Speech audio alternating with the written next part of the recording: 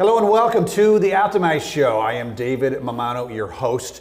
Great show, I think. Awesome interviews, not because of me, but because of the people I have. Great interviews every Wednesday morning on our YouTube channel, on our website. Check us out, share us, love us, like us, the whole works. We totally appreciate it. Today I have on the show a wow guest. Personal friend, we met years ago, we've done some speaking together, etc. Adrian Hale. Adrian, welcome to the Optimize Show. Glad to be here, Dave. Yeah. First off is I'm just going to throw it out there. I wish you worked out a little bit more. I mean, can you visit a gym for crying out loud? I've been meaning to start. Planet Fitness, $10 a month. Give it a shot. Baby steps. That's right. Right. No, you're inspiring me to work out more. So thank you for that. You look fantastic. Thank you so much. Picture of health and vitality. So, thank you. Yeah. And as you said, as I said when you walked in, I'm not going to make you mad. Don't worry about it. So, there's no gotcha question. Don't worry about that. I wouldn't mind any either, though. Well, I don't think so, Eddie. I don't think I can find any. Right. You're a pretty stellar character over here. Thank you. But so, Adrian, you have really risen in the Rochester community. When someone says your name, they know you, and they're proud to know you, and they smile, and they have great things to say about you. Amen. You came out doing some wonderful things. Joined the chamber with Bob Duffy, and I think he was a great evangelist of yours and introduced you to a lot of people. I think that's how we originally met. Yeah. And now you're at a company, a great company called Foundry Digital, which we're going to talk about. Or is it just Foundry? Or? Just Foundry. Just Foundry. Yeah, that's right. Yeah, Foundry. And so we're going to talk about that as well. But your history is great. So you're from Rochester. That's right. Right. Grew up here in the city. Yep. And then you went into the Marines, which I want to talk about a little bit as well. Yep. And then you also are a graduate of a little school that maybe some people have heard of called Yale. Congratulations on that. Thank you. So it's just a phenomenal story. We spoke together at the Disrupt Rochester conference a year and a half ago, I think, right? So I just want to have you on the show because you're doing such great things and really working on optimizing yourself, the business community, the business that you're involved with, and the Rochester community overall. So give us a little. Let's go back. Let's go back to little Adrian. Let's do it. Where were you? You're in the city. What's going on? And how did you start on the path the successful path that you're on now? So successful, but I think when you're in the midst of it, there's a lot of staggering and a lot of stumbling, right? So I think for me, growing up in inner city Rochester, God's grace first extended itself to me, I think, through my parents, who made it very clear to me from a very young age, you can be whatever you want to be as long as you're willing to work hard for it. So I think when they said that to me, I took it literally. And then in addition to that, what I was around was so overwhelming. And obviously I had friends and family members who had it much worse than we did. We had it pretty bad too. I mean, everything you hear about and think about that happens in Rochester, I grew up in the presence of. So I knew I wanted to be somebody to help alleviate that suffering. And so in many ways, sports, I think, helped teach me discipline. I always tell people that commitment was taught to me through sports. And then watching a little documentary called Fahrenheit 9/11. And I hope to one day be able to tell Michael Moore this. When I saw his film, it was so up close and in your face about the struggles of the war in Iraq. And I saw these young Marines fighting and dying. I joined the Marine Corps at 18 years old, foregoing a track scholarship to a local school. And then that shaped my world even more because now I was in the Marines. When I was in boot camp, it was talking about going to Iraq, but I never went to Iraq. I went to Afghanistan twice. And then I saw what the war on terror looked like up close. And in my mind, since we're trying to make friends on the other side of the world, we're trying to deter young people from wanting to support the Taliban and join Al-Qaeda and commit acts of terror, why aren't we doing this back home? Right? Like, that's the question that came to me. Like, why aren't we having these kinds of efforts in Rochester and Flint and Detroit and other cities like Rochester? So I knew I wanted to do some kind of public service. And then I got out. I went through the terrible turbulence that many veterans go through who've seen combat, just struggling with PTSD, coming home and trying to kind of figure things out. And I would say my saving grace then was starting college, being able to express and articulate how I had seen the world growing up and how I've seen the world now as a combat veteran. and what I wanted to do with my life. And then I re-enlisted in the Air Force Reserve to give myself some structure, because I knew if I had to be on base at a certain time and be shaved and be physically fit, and that it would just keep me away from some stuff that might not be in my best interest. So I did that, and then I started MCC, and I got involved in our community and started to do that kind of work. And then I discovered like politics as a means of social change. And I got to shout out Bob Duffy, who you mentioned, because his commitment and passion about education, I think, inspired me to see education as ground zero in the war to social reform and improvement. So I wrote so many articles, essays about education reform. I studied it when I was a fellow at the Yale Institution for Social and Policy Studies. I had the privilege of working under his leadership both summers when I transferred to Yale. And then I saw workforce development, I saw talent strategy, economic development, and kind of how the economic development plan of Rochester is put together. What's in it, what's not in it, what's talked about, what's not being talked about.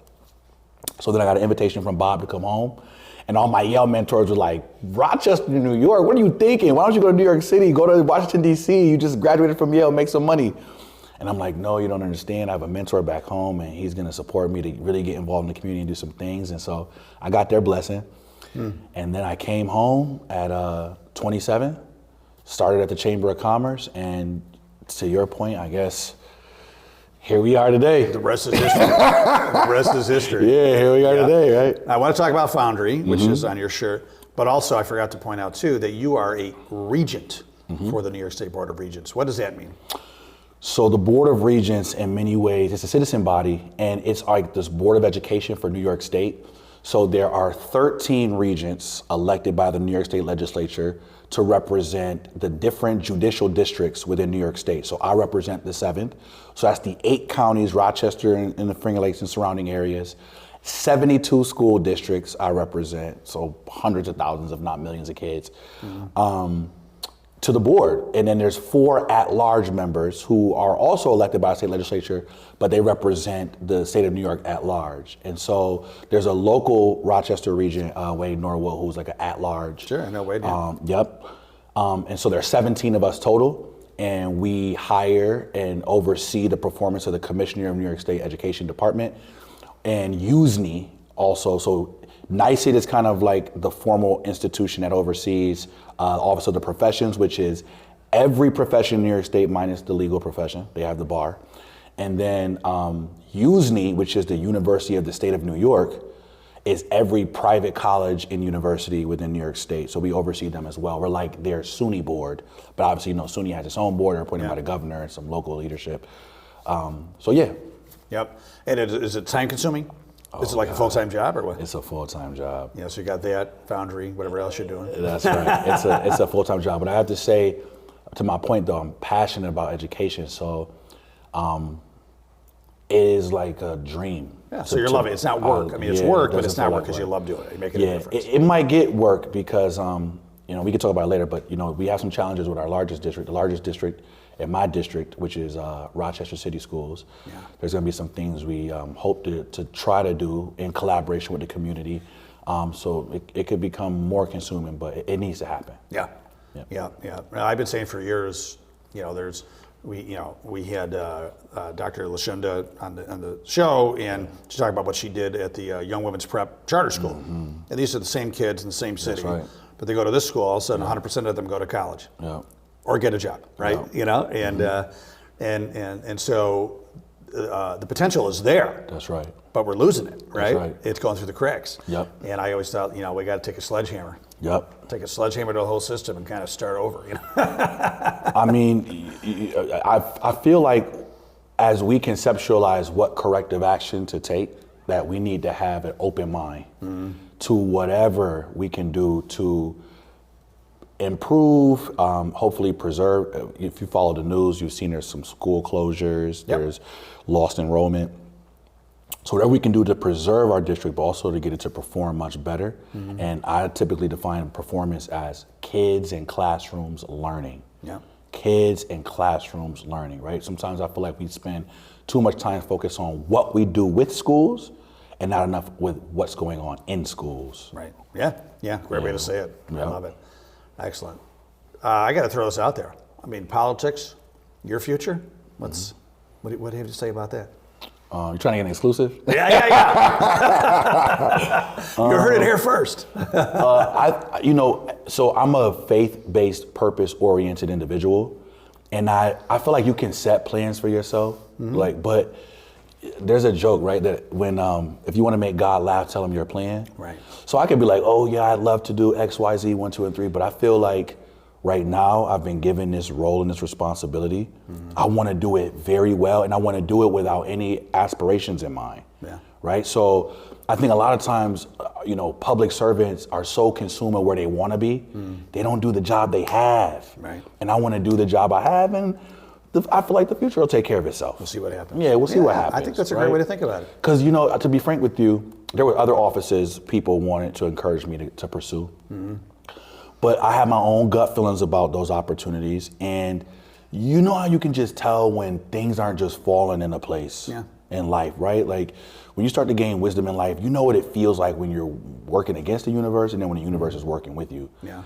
And with this role, it's like the universe literally worked with me. And obviously you can imagine we get elected by the state legislature, which constitutionally the US senators used to be elected by state legislators, right? So it's a very political process. So even to get through it is like, whew, somebody, right? But there was a lot of things that just lined up and worked and that were like right on time. Yeah. So I'm a big believer that when it's time, things will start lining up and it was meant to be. This was meant to be, and if what was meant to be, will happen. Right? Trust the journey. Yeah, but Rochester residents and people who live in New York 7th can guarantee I'm going to do this job to the best of my ability, with no future political aspirations in mind. That's great. Well, they're blessed. Yep. They're blessed to have you on the job. Yeah, that's fantastic. For sure. So Foundry, Mike Collier, shout out to Mike. CEO. Shout out to Mike, friend of mine, neighbor of mine, great Rochester business legend already, and so he's running this company. Yep. What is Foundry? Tell us, what do you guys do? Yep. So Foundry is a part of a larger family of organizations called Digital Currency Group, right? So we're a wholly owned subsidiary. We are the infrastructure arm.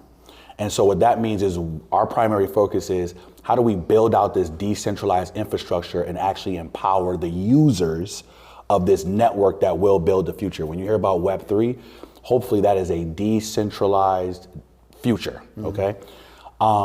In particular though, we also deal with Bitcoin mining and cryptocurrency, so we provide a host of different services within our industry.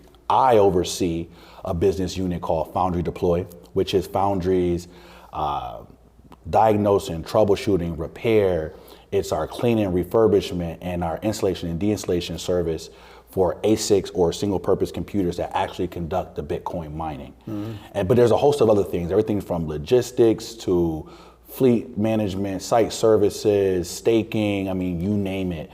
For people who want to get in this industry at the institutional level, we are a one-stop shop. Yeah. That's fantastic. Yep. And so you have two roles there, right? You're, like you said, you're director of Foundry Deploy, and you're also director of economic and community development. Yep. Tell me about that. So it's funny because I actually got hired to be director of economic and community development. Mike met with Bob. Foundry at the time was growing exponentially. They wanted to get involved in the community because obviously they're experiencing extreme success. The city has some challenges. It's like, how do we help on-ramp folks from the challenges into our world of success? So Mike meets with Bob. Bob's like, meet with Adrian. He'll have some names for you. He can tell you some folks. I'm regretting that, isn't he? You got to ask him now. Oh, what did I say? So I meet with Mike and I'm like, hey, Bob told me to meet with you like he does most people, like he did me and you. And I just want to talk about what you were looking for, maybe recommend some names who can come and help you guys with your economic and community development endeavors. So me and Mike are meeting and we're vibing. He's like, you know what? I don't think I need any names. He was like, I'd like for you to join our team. Right. But at the time I was skeptical about the industry because I didn't know a lot about it. Sure. And the cool thing about our industry is a lot of folks are coming from other areas who don't know a lot about it. So a lot of learning, right? And it's cool because things are evolving at a rapid rate. So I meet with Mike again and his leadership team, and I didn't kind of know I was being interviewed. But after that, I got an offer made to me. And so as I was contemplating that, and I was just filling Bob in, like, hey, there's a chance that, I could be going to this other organization. They just made me an offer, like, what are your thoughts? And he was super supportive, and he told me a story about RPD officer who was offered a job at Google and didn't want to take it because the job security of the force seemed more stable. Yeah. Well, obviously, what Google has gone on to do. Right. And he regrets that. Yeah. And so he was like, I don't ever want to see that for you. Wow. So he said, very selfless. He said, take it, and if, Yeah. Yeah. See, Well, see that what was it's very about. big of him because he didn't want to lose you, I'm sure, but at the same time, he wanted the best for you. Oh, that's absolutely. Yeah, and he's still your mentor, right? Yeah, 100%. Yeah, that's fantastic. So Foundry, one of the reasons I wanted to have you on the show as well, in addition to the great things you're doing to optimize your life and the community, but Foundry already has a great reputation. Yeah, and we, even in our industry, Foundry is responsible for 30% of all new Bitcoin minted. Wow. Right, so we're the largest Bitcoin miners in the world. Wow. Yep, sites all across North America. Yeah. So our footprint is large. And what we're really trying to do is prepare this industry who a lot of folks look into and see as the Wild Wild West to understand that it's open and available for institutional level actors to come in and start to make it a safer space for everyday consumers and investors and people. Yeah. So how are you, Mike, et cetera, the team, how are you making it a great place to work?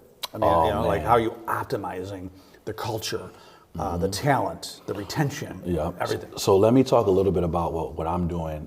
So when I originally came on, the first thing I did is sit with Mike. And I mean, me and Mike would be together till 7 or 8 o'clock at night at our headquarters, really brainstorming this program that's come to be the Mining Engineer Fellowship.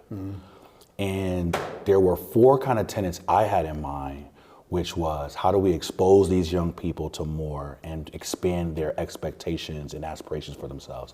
How do we ensure an equity, center program where we remove barriers to entry and allow them to lean in with who they are and not feel like they have to conform and assimilate? How do we educate them and ensure they build the proficiency and skills to be successful? And then how do we employ them in a way where the juice is worth the squeeze, right? That they're actually improving the standard of their lives. And so this Mining Engineer Fellowship is what we cooked up. Shout out to Mike, because we spent so many late nights at our headquarters, debating, laughing, like trying to figure this thing out. And what it came out to be was a 2-year apprenticeship where we would take young adults who are recent grads from the city school district. We would give them $60,000 a year starting salaries, right? Wow. So instantly out of poverty, making 300 times that of an African American within the city of Rochester, 200 times that of an African American in New York State, just to remove the geography of work barrier, put them through driver's education if they didn't have a license. When they received their license, give them a transportation grant to get a vehicle, and then put them in Sylvan and Kumon learning for literacy and numeracy enrichment. Wow. And then there's a whole host of other exposure and life enhancing courses we give them, like financial literacy or credit repair or home ownership, or, just exposing them. And then obviously there's a huge travel element because that program pipelines into the Foundry Deploy business that I oversee.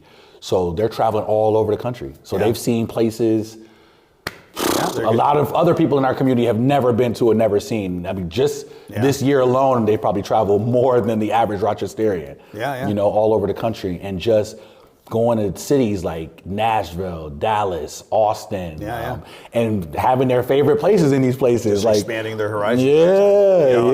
Last week's show with Dr. Lashenda, she was talking about, with the school, the charter school she was part of, she was talking about just getting kids out of their, I think she called it like their 5-block neighborhood, where a lot of a lot of them really never leave. She going to a college, going to someplace to work, and so that's a big piece of what you're doing is just showing them the rest of the world. That's right. New visions, new opportunities, things they've never imagined, right? Yep. And then if they if they leave you, quote unquote, maybe they graduate like you did to a different opportunity, and you're happy for them, right? That's right. So Yeah. we are in the process. I'm in the process of collaborating with some of my peers who run other BUs to say, how do we create, pipelines out, because our first cohort is getting ready to graduate. I'm in the process of hiring my second cohort now. And so it's how do we help them go on to other things?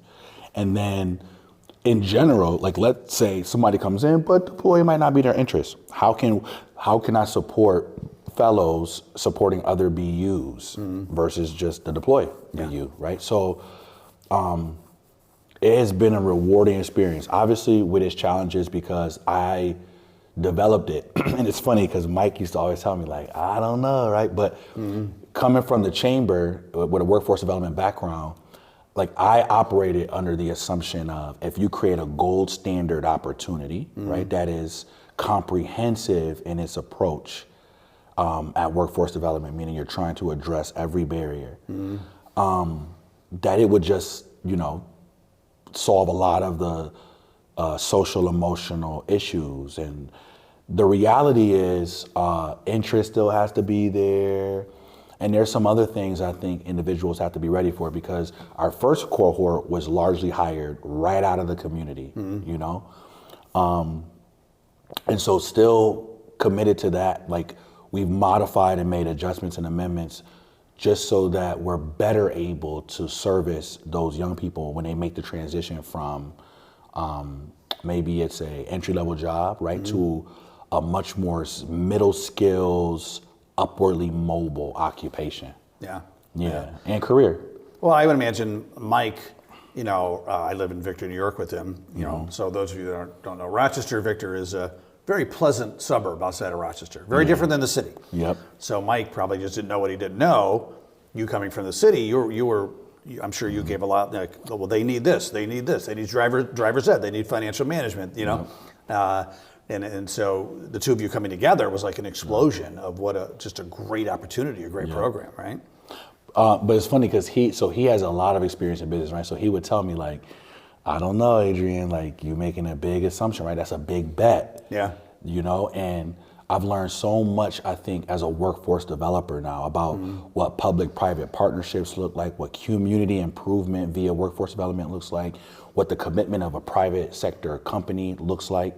And so it's been such I can't even express how much this whole experience has like informed me and kind of, I guess you could say, informed my theory of what high impact workforce development looks like. Yeah. Yeah. Are you excited about the future of Rochester, or are you concerned, or a little bit of both? I don't know, to be frank with you. I think I'm concerned about the local community, but I'm also concerned for the country. Just speaking from, a Marine standpoint who's seen a lot of the world and who's watching the world change, and then as a executive in an emergent industry, I am not sure. And so it's funny because there was a senator who last week came out, a U.S. senator who came out and said he's not going to run for re-election because the people who are going to live in the future need to be making the decisions about the future. I'll just summarize what he said. And I think he's right. There's a lot about the future I think we're getting wrong. Even when it comes to, at a national level, our policies towards certain places in the world, places that are going to become more important. And then on a local level, I just don't know if there's enough clarity around where are we going to make our strategic bets when it comes to Rochester's future, how we're going to attract gainfully employing jobs and really wage war on poverty by way of opportunity and not by way of patchwork of programmatic efforts that are uncoordinated and we're just hoping things work themselves out. And that feels like the strategy right now. Yeah. And then I think we also have to pay attention to, when we're bringing some of these companies in, what is the cost on our natural resources? There's a employer that's going to come in and do beverage work, right? But like obviously they're going to take advantage of our fresh water, which is one of our most important natural resources. So what's the trade-off of that, right? Yeah. Like, and are those the kind of jobs? There's another major logistical company coming in who wants to hire upwards of 1,000 people, but are those the kinds of jobs that we really want to, bet on. You know, I'm not sure. As a chamber executive, I was a part of multiple fellowships at the U.S. Chamber of Commerce and the U.S. Chamber of Commerce Foundation. And I saw how other metros make strategic bets on infrastructure, you know, and even the Micron deal that is going on up the street. I didn't just fall into their lap, right? They've been working for a long time to be able to achieve a kind of an award, an opportunity like that. So I think we have to be thinking the same way. I think we have to elevate our expectations of ourselves and what we can have here. And as leaders, we got to start demanding more from them than just being PhDs in what's wrong and start, you know, freshmen in the solution. Rolling up the sleeves, making a difference. Right? Yeah, they got to work. Yeah. They have to work. Yeah. Well, listen, if God opens up the path to politics for you, I'm on your committee. All right? I'm putting up signs. Oh, thank you. Whatever I got to do. Thank you. Whatever I got to do. So, thank you.